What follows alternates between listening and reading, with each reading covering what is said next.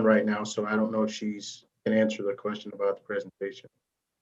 Oh yeah, what's the question? Good morning, Oh, everybody. I have her presentation. I have I'll be Abby's. able to. Okay. But who's presenting for the neighborhood? I'll do the presentation. You're and, doing that? Okay. I Yep, was. I've got the presentation ready too. If you want me just to share my screen like we talked about, it's up to you Yep. though. Yep. Nope. You can Okay. share.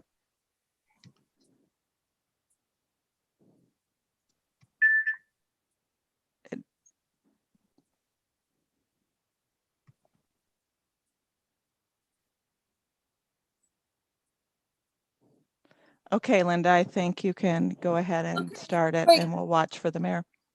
Thanks, Kay. Welcome everyone to the Monday, February 22nd workshop.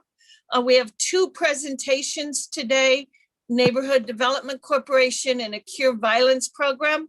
With that, I'll turn it over to Scott. Scott, if you want to make a few remarks. Thank you. Can you hear me okay? Yes, sir. So yes, we do have just the two this morning. We've wanted to get Abby back in here. It's been a while since we've had opportunity to get an update from NDC's great work across our city. And then we have a opportunity for a new program called Cure Violence. And he'll be able to go, Brent will be able to go through the details of that program, and we can talk through if that's something the city wants to pursue. So I think we do have Abby up first. I'll just spin it over to her. Thank All you, right, Scott. great. All right, let me share. Let's see here, just a moment. Okay, let me get to my screen here and share it. There we go. All right, can you all see that? Yes, ma'am. All right, okay, well, thanks you guys so much for making time. I know you got a short agenda, so I'll keep it short so you can keep your days moving along, but I do like to come in at least once a year. Last year we didn't get that opportunity with COVID, but this year I wanted to kind of share what we've been working on over the last 18 months or so and where we're heading over this next year. I think it's always good for us to communicate. I try to keep in touch with everyone as much as possible throughout the year, but with our current conditions, that makes it a little difficult. So I thought this would be good. Just a quick review on who we are. We're working all the time to provide our communities with self-sustaining neighborhoods, working to help them stabilize. That's something we've added over this last year. Excuse me, it's really just the tools for these neighborhoods to continue to thrive after we move out of the neighborhood and into a new neighborhood. So that's something we've worked into our program to expand on our mission over the last couple of years. Just a little bit on the history. We've been able to revitalize close to about 15 acres now of underutilized property, whether that's vacant or infill lots, over 34 million in increased property values over these years as well. So that's resulted in an increase of tax revenue that directly affects our city and the ability to do more work throughout the city. We are going to be working this year, you'll see this in our 2021 goals, to update these metrics. These were done in 2018 for our 2019 strategic plan. So we'll have some new data here for you in the next year. So like I just referred to, in 2018, we put a committee together, and that committee was community members. We had some city staff, we had some of our board members involved in this. And that's when we really set forth this plan through this year of 2021 to be more strategic in our neighborhood investment, creating more neighborhood nodes and making sure stabilization occurs before we move on, becoming a leader in our neighborhood as a neighborhood redevelopment resource for the community, and then becoming a more self-sustaining organization. In 2020, we kind of zeroed in on those goals. We spent some time early on identifying what targeted area we were going to work in this year. We were going to continue to stabilize the Drake neighborhood. We started to see a lot of private investment moving in to the neighborhood, and that's kind of our cue to start moving along to a new neighborhood. There's a little bit of overlap that will occur for 12 to 18 months, but really we feel that there's enough activity in that neighborhood that we can kind of refocus our efforts to a new one, and that's when we identified the Highland Park neighborhood this year for for kind of our next area to tackle. And then really it was to implement. Not every year do we identify our target market and actually implement a project, but we were able to, excuse me, my goodness, we were able to identify and implement several projects this year. So it was really an incredible year considering our circumstances. When we looked at our investment strategy, we looked, at our map from 99 to 2019. We had really just kind of filled this circle around the city of Des Moines downtown market, but we hadn't gotten up into this north area. And this past year, we've been able to incorporate that very quickly. A lot of momentum, going up there right now. So we're really excited with the amount of participation from the neighborhood, the local businesses there, some private market investment. We've been able to help some small businesses implement their business plans into spaces up here. I think we're going to have 2 vacant storefronts become active, hopefully by this summer, which will be great. That's going to bring employees of those small businesses. It's going to bring people to those businesses for their services that might not have normally gone to this neighborhood for anything. So it's been very successful. We're really thrilled with it.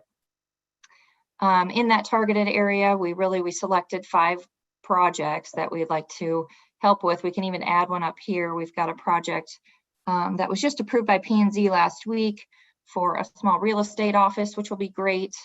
This is the Des Moines Mercantile. If you haven't been there, you should. It's wonderful. Dan Koenig with Ichi Bikes owns the other half of this building. He's planning to do some type of bike shop or museum or something that will really become a destination for that community, which is great.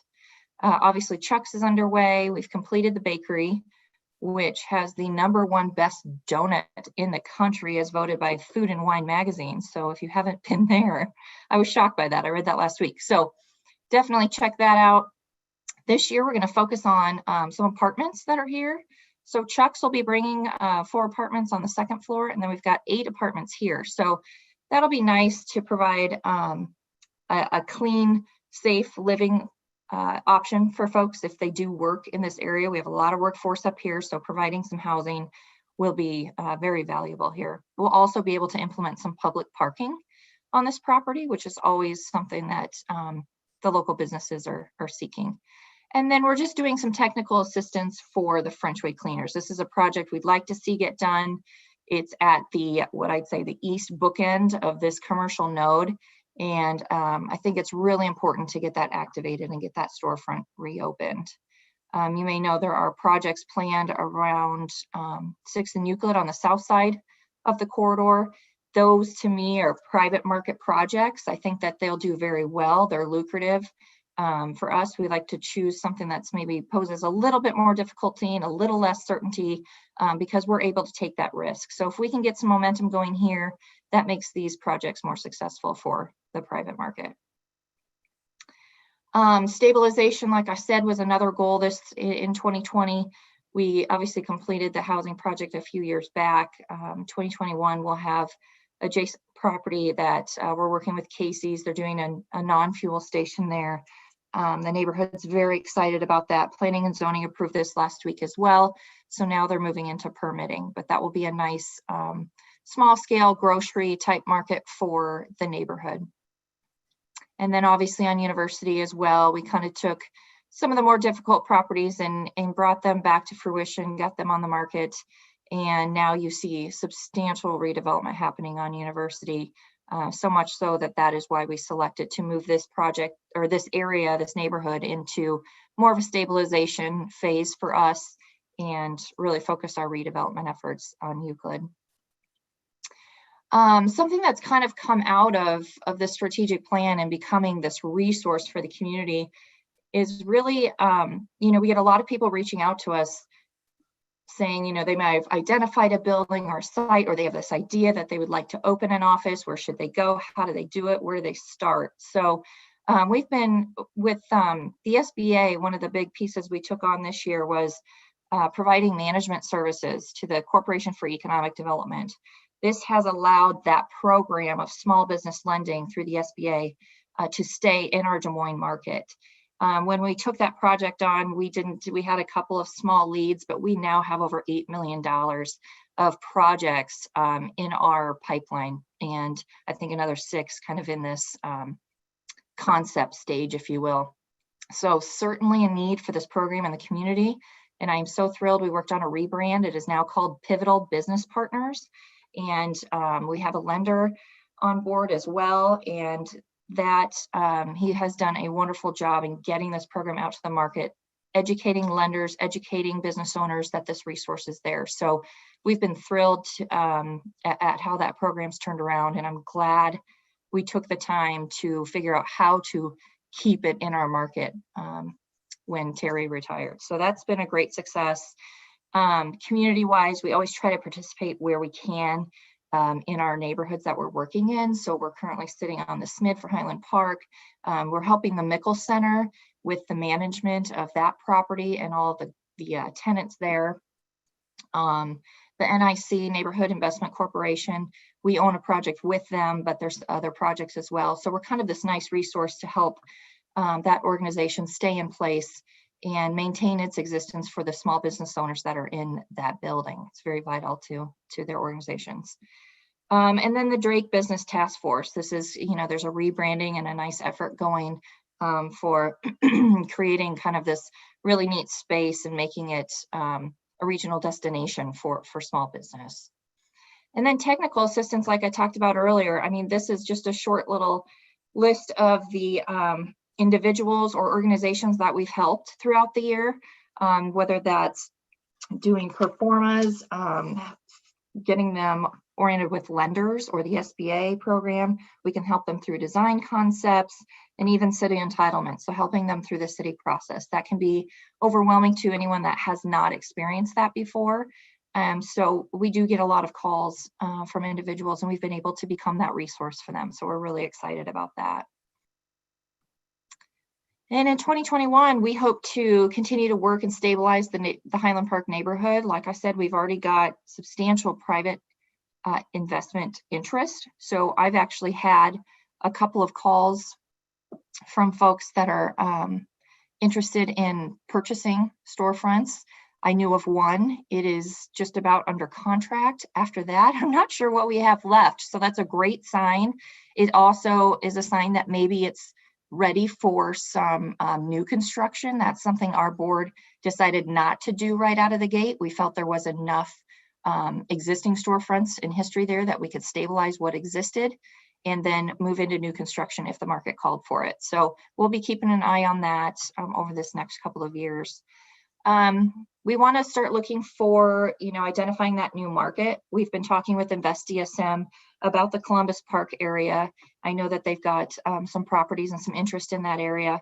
For us, we were there a few years ago. We brought in a lot of density. And with that, I think that is stabilized. It might be time to start looking at some retail options. We obviously want to tread lightly just because of COVID and the viability of retail right now, but I do think that will start to level out about the time that we would be actually constructing. So we want to start looking for opportunities in that area. We already have, it's just kind of compiling and making sure it works for everybody. And then really we've hit the end of our strategic plan. So we're going to be working on the framework for the 2022 to 2024 strategic plan and then updating those metrics like I mentioned in the beginning. So busy year coming up. We'll be reaching out to community members and city staff and our board to put together that committee. So that was a lot in a little bit of time, but that's all I really had for you. I just wanted to kind of bring you up to speed. I know a lot of you know what we're working on, but just kind of the behind the scenes on how we make the decisions we do and how we plan to move forward. Any questions? If there are no questions, I don't know that. Bill has his hand up. You're here. Yeah, thank you, Mayor. I just got to tell you, I have spent over 7+ years on the board of directors for NDC, and it's the most fulfilling time I think I have ever been on. Abby provides dynamic leadership that gets us into these areas all over the city that private developers would shy away from. I've seen the immense improvements and the invigoration at Drake, both on the forest side and the university side, and doing that in partnership with Drake University, it does nothing more than just excel the whole process. And there's more to be coming in there. And seeing some of these areas that normally would sit vacant or probably just downtrodden, to see the excitement that it generates when NDC stops in there is absolutely impressive. I'm so glad to be a part of it. And we have a great team with Abby and that great team that's on the Neighborhood Development Corporation Board of Directors. So look for more and better things coming from us.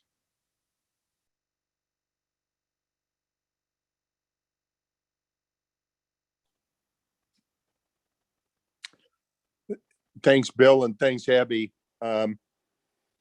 Scott, should we move ahead? Yeah, absolutely. All right, thank you all. Take care. Thanks, Abby.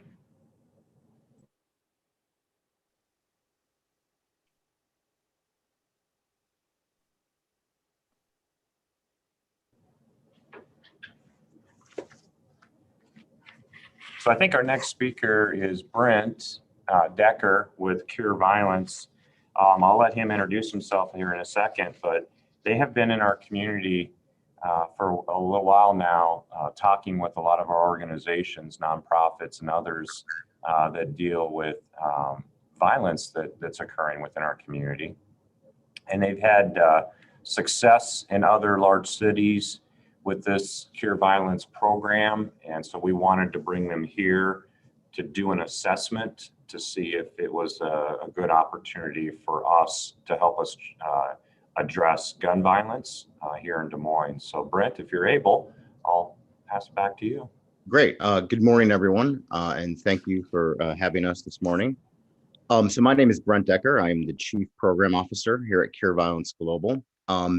And what I want to do today is just talk a little bit about the model, kind of some of the discussions we had, some of the findings in the assessment process, and just a little bit about, what this, I think, how this can be helpful to Des Moines, and then have some time for questions. So just to begin, I mean, the Cure Violence Global model was started by a doctor, a physician named Dr. Gary Slutkin, and he worked at the World Health Organization for many years, mostly on HIV, AIDS, and tuberculosis in Africa and Asia. And he came back to the US in the mid to late 90s when we were seeing a pretty big peak in terms of violence. And him and a number of other physicians really started to think about and study violence more from a health lens, and thought about what can the health or public health sector add to violence prevention, right? Both thinking about it, programming, and policy. And so what they did, and when they looked at violence, they found that it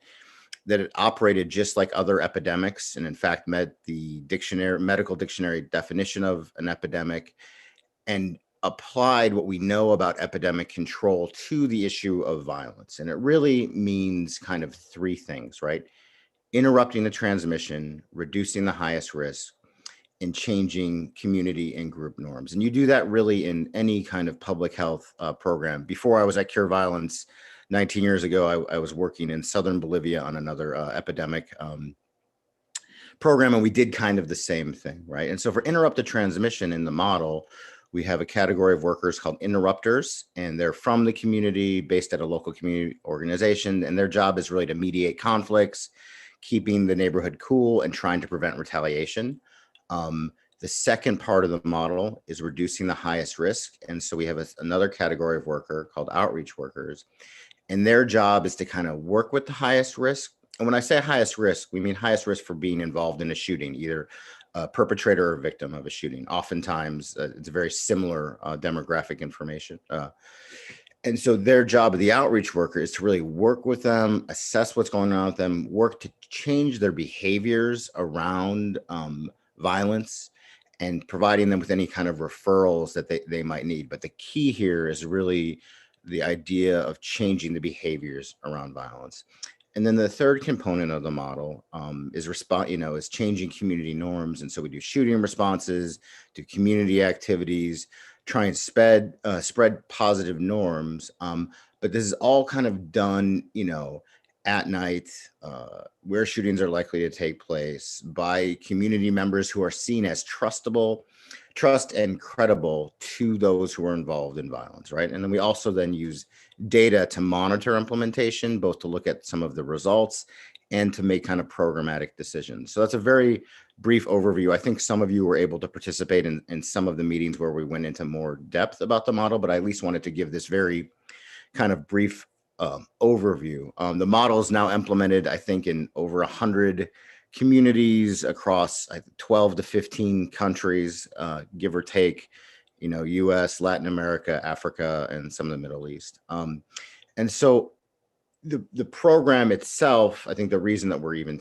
speaking with you this morning is it's been independently evaluated both in the US and abroad in Trinidad and Colombia. And we've been able to demonstrate that this model can help reduce shootings and killings in specific geographic areas over time. And some of the results we've seen, reducing shootings and killings in Chicago between 40 and 70%. In Baltimore, again, we saw reductions of 56%. New York City, similar findings. And what we've seen in most areas that we've worked, if organizations do the model, follow the management protocols, we're able to see reductions within the first year and maintain them. And I'll talk about that in a minute. But in terms of what the assessment process has been for the past couple of months, there's really been 3 phases of the assessment process. We used to do this all in person, but because of COVID, we've adapted to it and kind of made it into a 3-phase process. And so the first phase was and working very closely with Alex, we're able to organize a number of 101 presentations where we just kind of go over the model, present what it is, to various stakeholders and get feedback and questions. Because I think we really want to, if we're going to be working with a city or community, we want to make sure that everyone kind of understands what the model is so that they can make a decision about, does this make sense for us locally to do? And so we had a series of those presentations that was done via Zoom. Then out of that larger group, there was a number of key stakeholders, be it law enforcement, community-based groups, and others, that we had one-on-one meetings where we went a little bit deeper and tried to really have it be more of a discussion and understand some of the dynamics of what's going on in Des Moines. And would a model like ours be appropriate? Would it make sense? And would it be able to have an impact? And so those happened both virtually and in person. And then the last phase of the assessment process was actually meetings in the target area the end of last month. And so you can see on this slide, you can kind of get a sense of kind of the spectrum of people that we were and organizations we were able to meet with. And I think by and large, we had a lot of very good, intense conversations just about violence and what it looks like in Des Moines and potentially how this could be helpful. But for us, the assessment criteria is answering these 7 questions. And what we found, and I'll kind of go through each one of them very briefly, and then we have a slide for each one. But what we're really trying to find out, is there a governmental or non-governmental agency with the capacity and will to implement the model with fidelity, right? And so that's kind of our first question. And so, we found that the answer to that to be yes. I'll talk about that in a minute.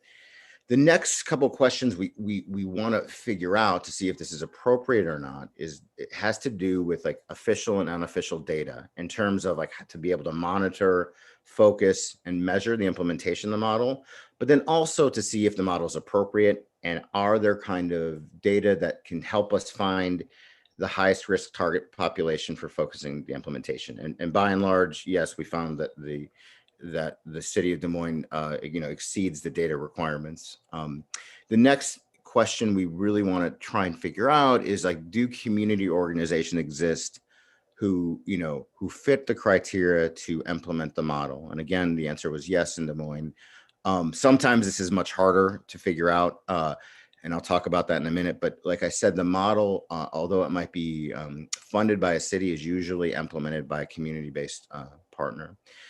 The next thing we try and figure out is, do individuals exist who could fulfill the role of violence interrupters and outreach workers? And I'm happy to say we're able to meet with a number of individuals that I think really do meet the criteria. And if the city is to move forward with this program, I think it won't be hard to identify, recruit individuals to do this work. And then we try and make some just kind of initial program recommendations in terms of program size, budget, and recruitment. And so I'm going to go through each one of these just a little bit more in depth, and then have some time for questions. But so in terms of the governmental or non-governmental agency with capacity and will, so we found that the city of Des Moines has high levels of capacity, will, and potential commitment to implementing the model. I mean, I think the city invested time and resources in the assessment.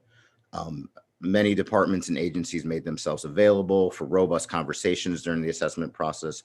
And where we landed on was really the Drake neighborhood to Evelyn K. Davis Park for the potential target area of implementation. In terms of the official data, like I said before, the city of Des Moines meets the data requirement. And as easy as that might sound, that is not the case in a lot of cities. I've jokingly told the story many times that sometimes we go to talk about data, someone pulls a notebook out of a desk drawer. And so I think, Des Moines, the city of Des Moines, I think has shooting and homicide data, has victim and perpetrator data, has incident level data, has mapping capacities. We were able to meet with the police department a couple times and to just kind of talk through what the data sets were. And, I think it for sure exceeds the requirements in terms of really being able to then look, is this program having an effect or not, right? Also, in terms of having data about figuring out, like, is this model appropriate, and to be able to identify both the highest risk and the to target this program, the answer is yes. I mean, I think the data that is available can identify hotspots. The data, both official and in conversations, when we're talking about the shootings and killings that are happening in Des Moines, it seems like that type of violence is both appropriate and consistent with other cities that have used cure violence to reduce their shootings and killings. In some other cities, when it's all kind of either intimate partner violence or domestic violence, this model is not appropriate, right?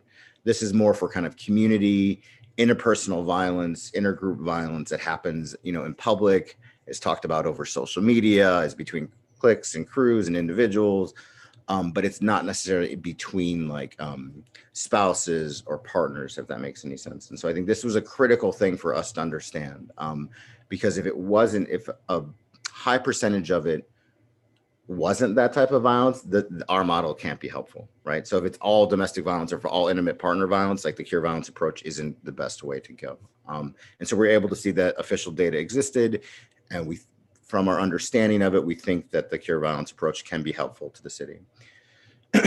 In terms of the community organizations, right? And so for us, when we think about the criteria for a community organization, and this would be the group that would be involved in the day-to-day operations, right?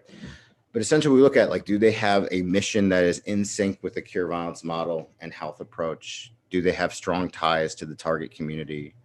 Are they viewed as credible, trusted, and neutral by the target community and the highest risk individuals, right? Are they able to kind of potentially recruit potential workers?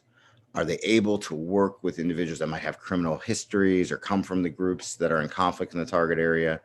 Do they have any experience doing either violence prevention or something related? Do they have any experience managing grants, experience doing reports, and be able to provide kind of supervision and staff support and provide fiscal oversight? And I think often this is more complicated to figure out. But I think in the Drake neighborhood, we were able to meet with a number of community-based organizations that meet that criteria. I think part of our process here is we would never come and say, this is the group that needs to do it. What we're trying to figure out in the assessment process is, do groups exist? If the city were to move forward and do an RFP for this work, would there be viable candidates? And so we feel that there are viable candidates. We spent a lot of time talking with Creative Visions. We spent some time with Urban Dreams. these are examples, I think, of two organizations that could potentially do it if they're interested in doing so. But again, I think our recommendation, the city would have to do a request for proposals or an RFQ, depending on the local kind of procurement laws. But the community groups do exist that could potentially do this work. In terms of individuals existing to serve as violence interrupters or outreach workers, I mean, when we say meet the criteria, what we're really talking about are individuals that have credibility with the highest risk, as well as the groups in the target area, that they have relationships. We call them inroads, right? So that people will trust them to talk to them about what's going on in their life, what conflicts they're in, so that we can get in there and mediate those conflicts before they lead to violence, or if they do lead to violence, prevent retaliation. So if many of them have prior ties through some of the cliques or crews that are in the target area, that might be them personally or their family members. They reside in the area.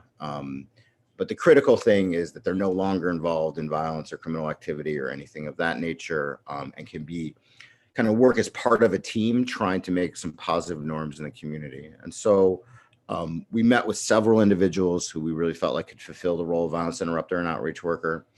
The one thing I just wanted to say, and I know we don't have a ton of time, but about the hiring of workers, because I think this is the most critical piece in terms of thinking this through. We have a whole process that we recommend cities use to hire all violence interrupters and outreach workers, right? And it's called a hiring panel. And what it is, it's a hiring group that has representatives from like the city, the community-based organization that's selected, local faith leaders, community residents, law enforcement, to ensure the best candidates are selected for each target area, right? And so there's kind of some tools we've developed over the years that could be helpful with that. The first is before anyone's even invited to apply, there's kind of a pre-screening process and checklist to really see kind of what's going on with that individual. Are they on this side of the line, and do they have other positive things kind of going on in their life that would make them a suitable staff member? We then have a panel briefing form where we kind of get everybody, once we have a pool of candidates, get the group who's going to do the interviews to really understand what the model is, what the approach is, and what we're looking for out of workers. And then we have a set of uniform questions and scorecards to make sure we select the best candidates. And then we have kind of a tracking form to make sure that all the right individuals and institutions are invited to participate in the hiring panels, and we kind of have a record of that. And I think this is like really critical thing, because the workers, the violence interrupters and outreach workers are the most important component of the model, and making sure we get the right staff that can do this work, that has credibility but is on this side of the line, is the critical piece. And so we feel like individuals do exist in Des Moines who could do this, and there is a process by which they can be recruited, selected, and then ultimately trained to do this work.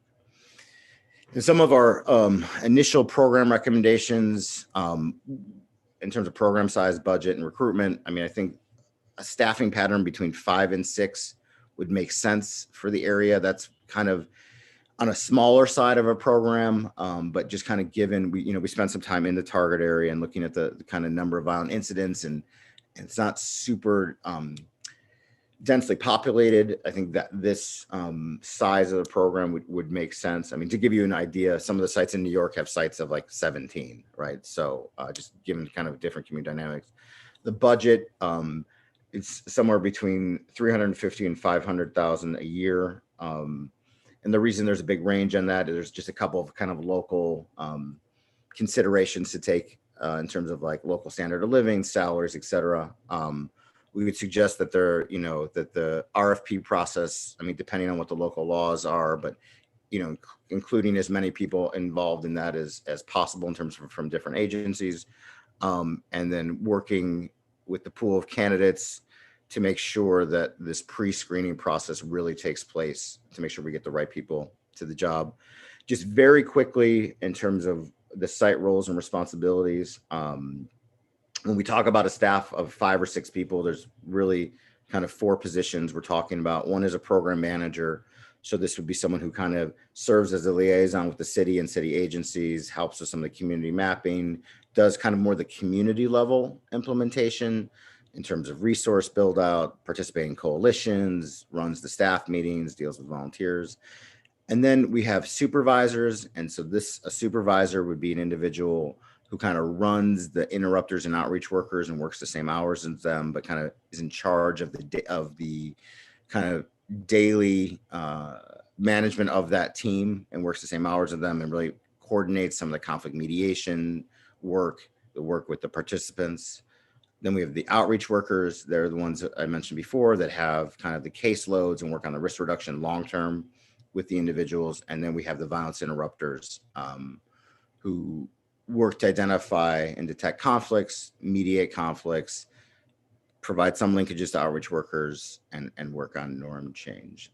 What we'd expect to see in the first year, within the first 3 months, start to see streaks of days without shootings or homicides.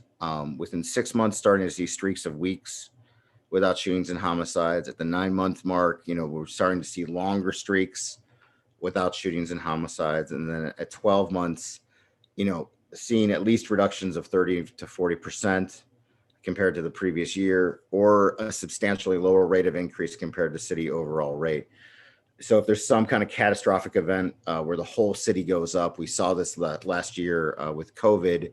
In many of the communities we work in, we either saw no increase, decreases, or if there was an increase in the area, it was much smaller than kind of compared to a city a city overall, or kind of neighboring areas. And so this is kind of what we would expect if we're able to kind of do everything correctly within the first year.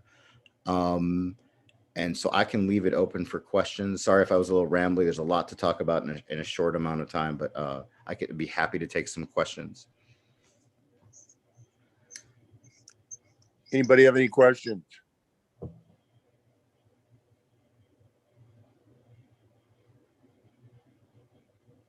Joe. Mayor, thank you. A great presentation. Looking forward to seeing some more information about this. I guess, Scott, what are we looking at? Is this in this fiscal year, and the funding for something like this? Where would that come from? And who would be, would it be the city manager's office that would be in charge of this program? Would it be the Des Moines Police Department in charge of this program? What department would this fall under? Yeah, great question. So the next step would be an RFP to figure out who our partners would be in this programming. I guess I would envision, and I would want council's input on this too, but I guess I would envision this as a partnership between the city manager's office and the police department, given that they would need to be involved, but it is not necessary that they take the lead on this, given that the nonprofit would be the day-to-day operator of the program. So I'll take this a second to thank Alex in our office for getting this up and going with the conversations, because again, it was a very in-depth review that they've done within our community, and so the police were heavily involved, and quite a few nonprofits and then individuals across our community that are simply interested in trying to reduce the serious violence that does occur in Des Moines. So I guess that's why I wanted to have this conversation with council to make sure that there is support for at least trying this.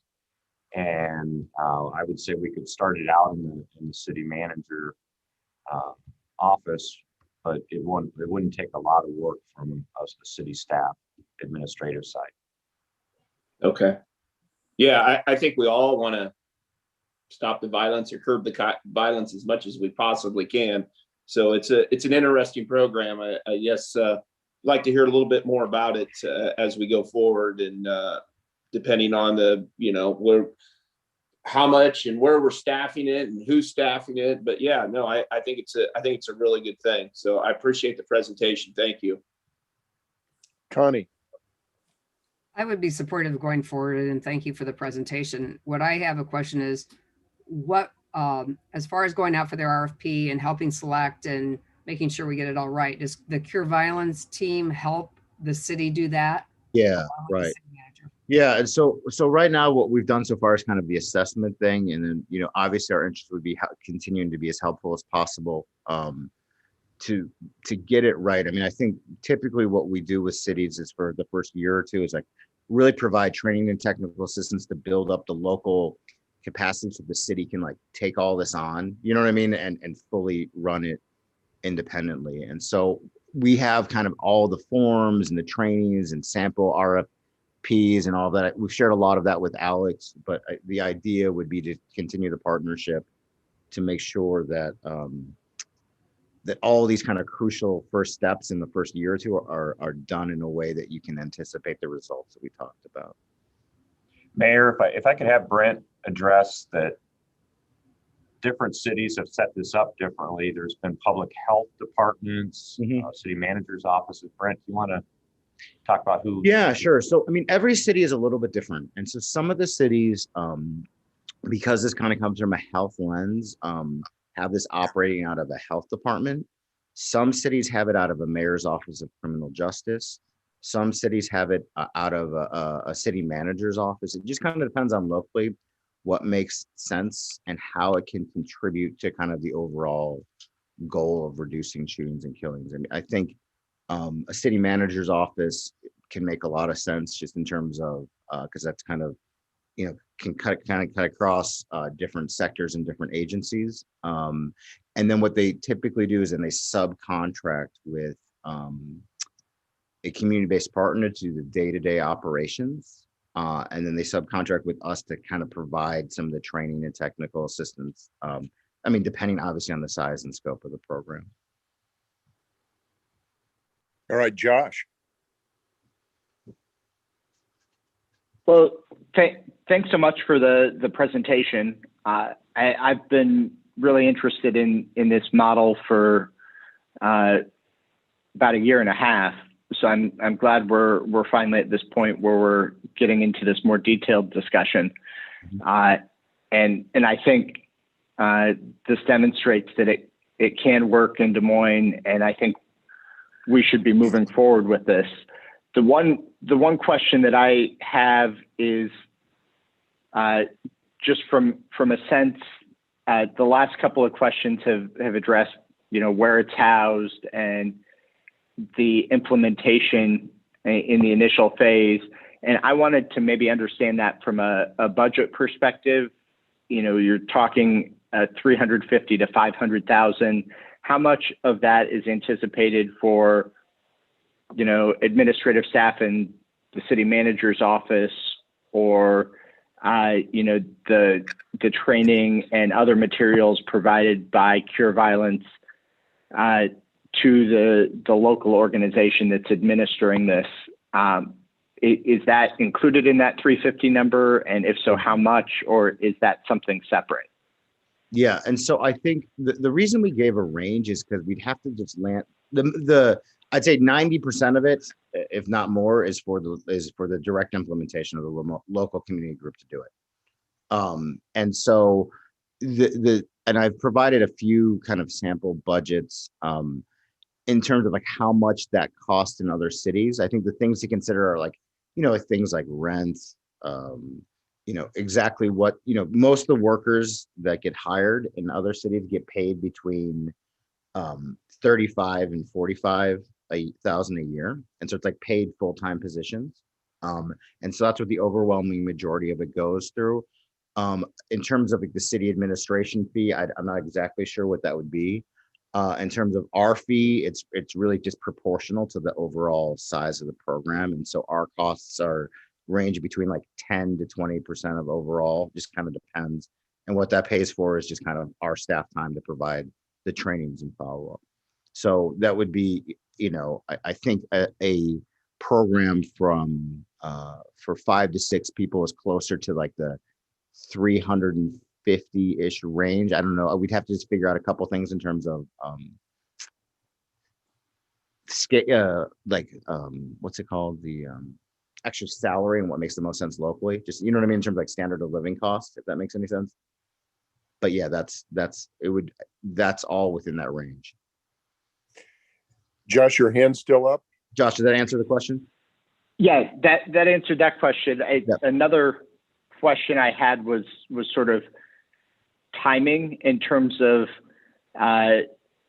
you know, I think we'd want to go forward with the RFP, and so there's that piece, and I'd look to Scott for how long that might take. But if we're going forward with the program, what would timing look like once we've selected a community organization to work with? How long does it usually take to get things up and running, to get folks trained, and to get things started? It ranges, and I hate every answer is like that just because we work in so many cities. But I mean,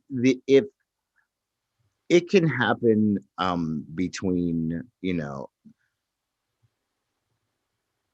6 weeks to a quarter, you know, to 3 months. I mean, it's really the thing that I think what's good about this approach, and what's good about have done the assessment, is that if we kind of know what the area is and we kind of know who some of the groups are that are likely to apply, and if we kind of already met with individuals that we think we should like encourage to go through the process in terms of being pre-screened and then going through the panel interview, it can go pretty quick.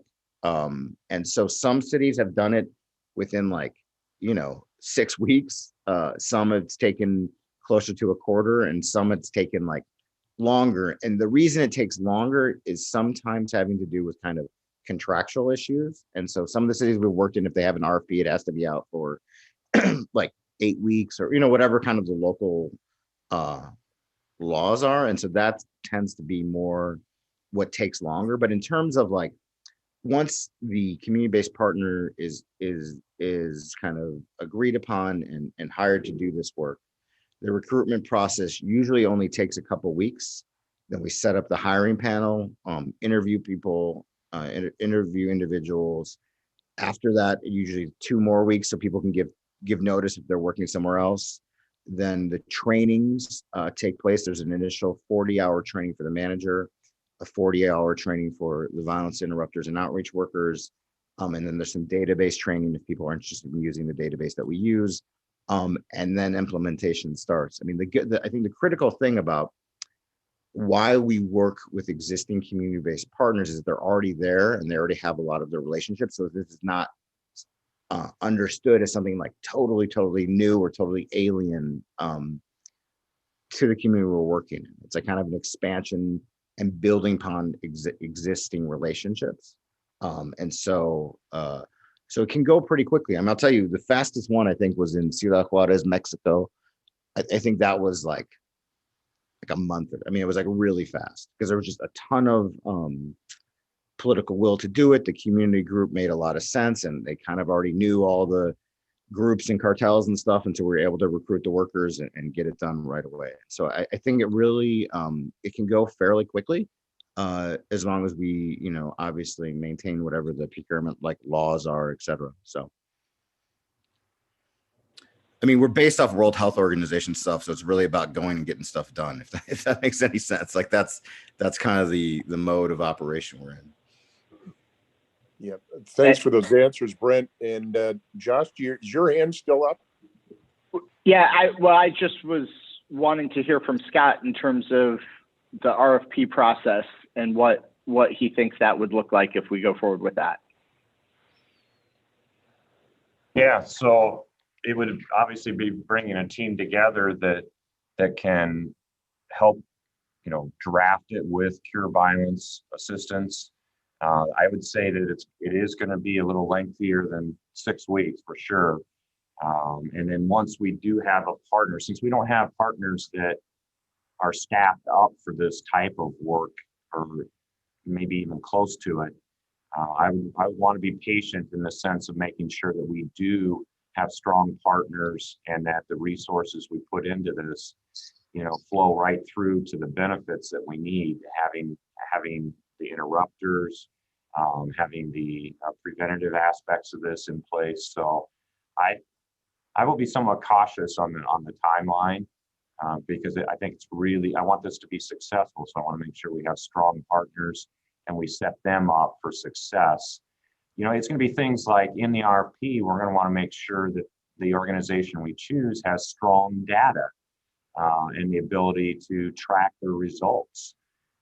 Obviously, the council is going to hold us and the entity accountable for actual positive results. So we definitely want to make sure that it's set up for success. So I would say probably 2 to 3 months, probably closer to the 3-month range on the RFP being completed, and have interviews with whomever applies for that response, and then give them enough time to build up and stand up the organization that would actually do this day-to-day work. So I could see about a 5-month process that we would be into late summer to have it stood up, and it may need to grow into their resources over the first year of operations even. So those are the aspects of the RFP I'll be curious to work through and bring back to the council. Joe, your hand's up. Yeah, Mayor, thank you. Scott, do you see this as this is an in-house where they'll be, or they're going to rent someplace and have their own office, or is their office going to be in the city hall or in the city of Des Moines? I don't know that would be necessarily a good idea. We want this to feel like it's coming out of the community. So unless Brent thinks otherwise. Yeah, I'm not saying it's a good idea. I was just asking the question. Yeah, typically it's run out of the host agency. If they don't have the space available, then people either rent like a storefront, something of that nature. But yeah, it's important. That's a great question. It's important for it to be like run out locally, because a lot of times what we also see is it becomes a place that people kind of congregate and for positive stuff, And so a lot of times what we see is like, even guys are involved in this, they don't necessarily really want to be involved in all that, And so if they have a place they can kind of go and they feel accepted and it's safe, we tend to see people just kind of like, it becomes I think a very positive place in the neighborhood. And Mayor, if I could, part of the discussion that still needs to be had is this does need to be a private-public partnership. So we would go out and talk with other entities that have resources, maybe just financial resources and a willingness to assist in this area.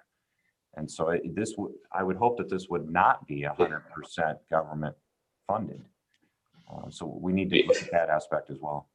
Yeah, I'm glad you said that. That was my next question. So I appreciate you saying that, Scott. I think that's important that our community is involved financially and that we all have skin in the game, not just the city of Des Moines. And even maybe reach out with the county and see if they want to be involved in something like this. I think it's not just on the backs of just the taxpayers of the city of Des Moines. I think a private-public partnership is the best way to do this, and probably going to work the best doing it that way. Well, certainly it's community-based effort that's going to show the results that the kind that Brent, I think, has shown us from some of the other cities, including New York and Baltimore. Any other questions?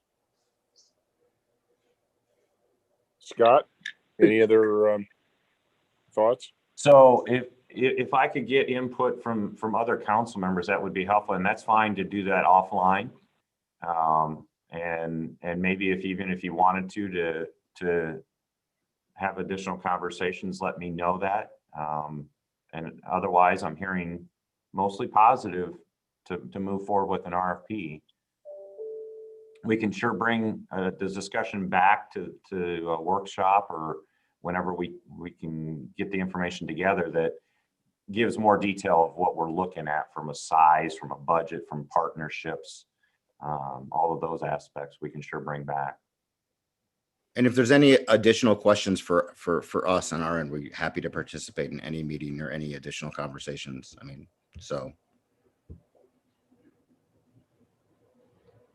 Well, again, I want to thank Alex and Brent for working very diligently through a pandemic to be introduced to our community and to be able to communicate with, you know, a lot of these nonprofits have worked in this area, but this is a program that would give that work structure and accountability. And so I'm really anxious, to be honest with you, to try this and see, you know, if we can't make this work in this model. I love the idea that it's a public health model, and the discussion Brent had about treating it like pandemics that come and go, but always being prepared and have that structure in place. So I really do think it's the right model we can make successful here in Des Moines with the right partners. That's why I'm glad to see some of our attendees on this call are some of our community leaders in these areas. And I understand they've given some great input to the assessment process as well. So I want to thank those community leaders that are listening in as well. Connie, I see your hand up. Well, I was just going to respond back to Scott. I would start this as soon as we can and hope we can get it done this year. I think it sounds like a great model. It's been proven, and I think it would be great for our community to try it. Understood. And, you know, Scott, to you and to the chief and to all of our community, you know, this is an issue that we've been working on for almost literally decades. And I think that looking at the 21st century model on how to have that community input and participation, I think is a great advancement. And I'm sure that we've got some folks that are on the line that could really lend a hand at trying to get this accomplished and get us jump started. So I think it's a great presentation. And Brent, thank you for your work. Thank you again for all the support and all the great conversations we've had for the last couple months. Thank you, everybody. Scott, anything else? Mayor, I think that covers it. All right. Want to thank everybody for attending, not only our regular participants, but all the attendees. And looking forward to our city council meeting this evening. And until then,